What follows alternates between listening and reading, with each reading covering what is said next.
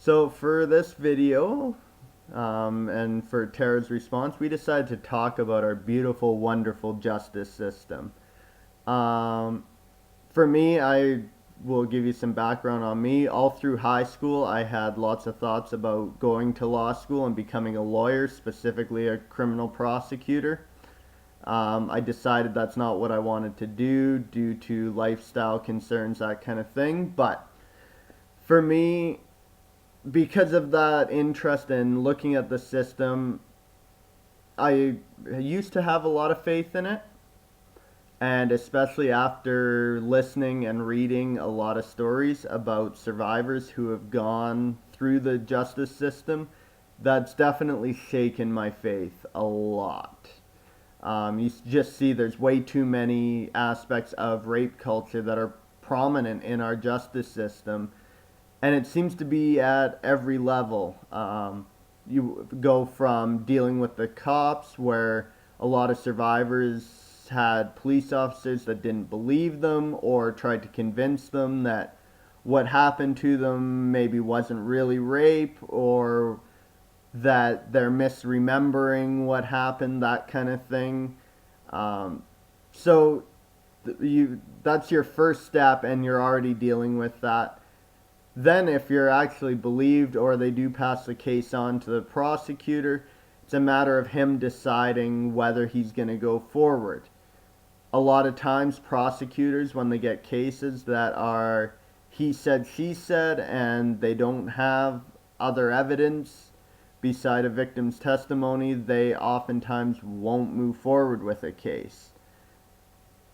Then, even if they do decide to move forward, or if there is enough evidence to move forward, I think probably the most traumatizing part would be having to get onto the stand. At least that's what a lot of people have told me, where you're dealing with defense attorneys that are willing to do anything they can to get their clients off, which means they're going to bring up anything they can about your character, about your sexual history, as if that has any impact or affects anything in the case. And I guess part of it too is, even when you're preparing to be a witness, where you're getting those questions and you're prepared that those are the questions you're going to get by the prosecutor, and it's still, I mean, it can't be a pleasant experience. So there's just so many aspects of rape culture that are involved.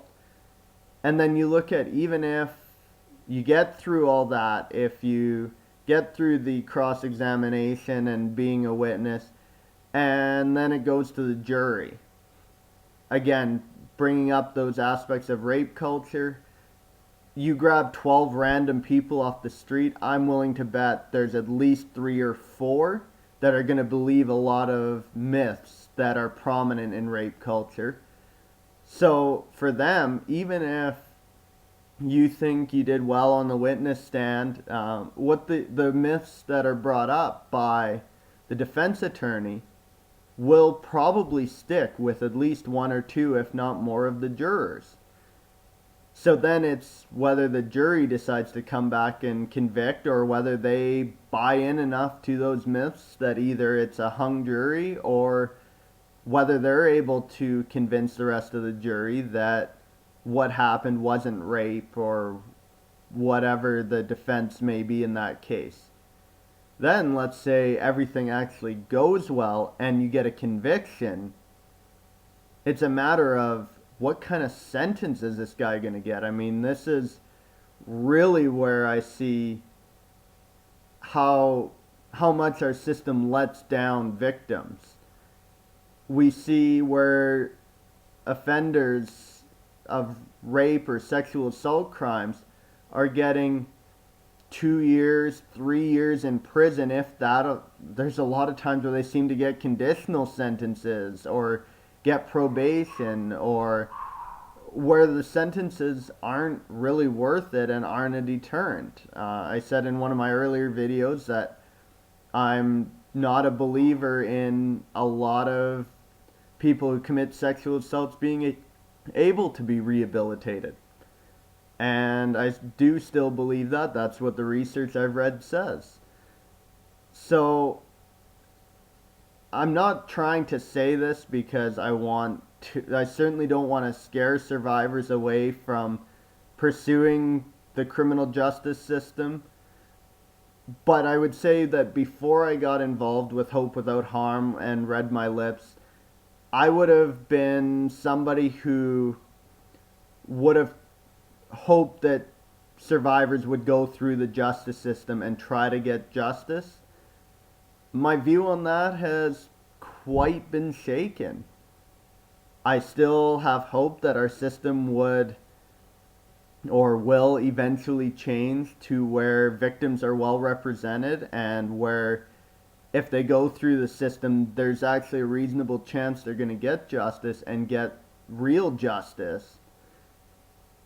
But at this point, with the stories I've seen and read, I I don't know what I would do if I had a survivor say, should I go to the police? I would probably still want them to, but I don't know. I'm quite conflicted on it at this point.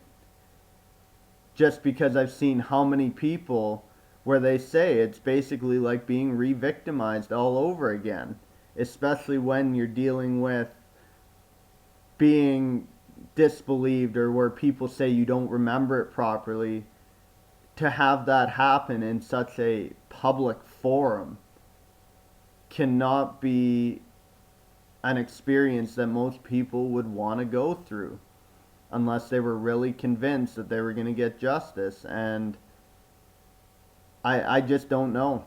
I don't know what I would recommend at this point because I've just seen too many stories where it hasn't been an experience that the survivor felt was worth going through. So that's my take on it. I would love to hear what other people think, if there's been experiences where where survivors have actually been able to get justice and where they were getting lots of support from the police, from the prosecutors and everybody involved. But to this point, I actually can't say I've personally talked with anyone who had that experience.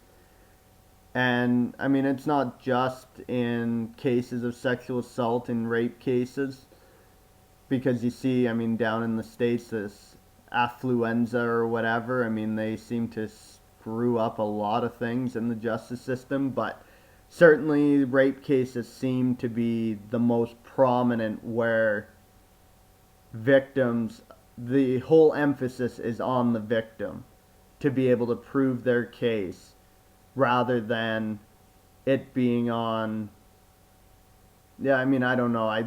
I just think there's so much more emphasis on the victim in rape cases than there is in any other type of case, and it's that way in our society, it's that way in our culture, and it's that way in our criminal system. So yeah, that's all I really have to say on it.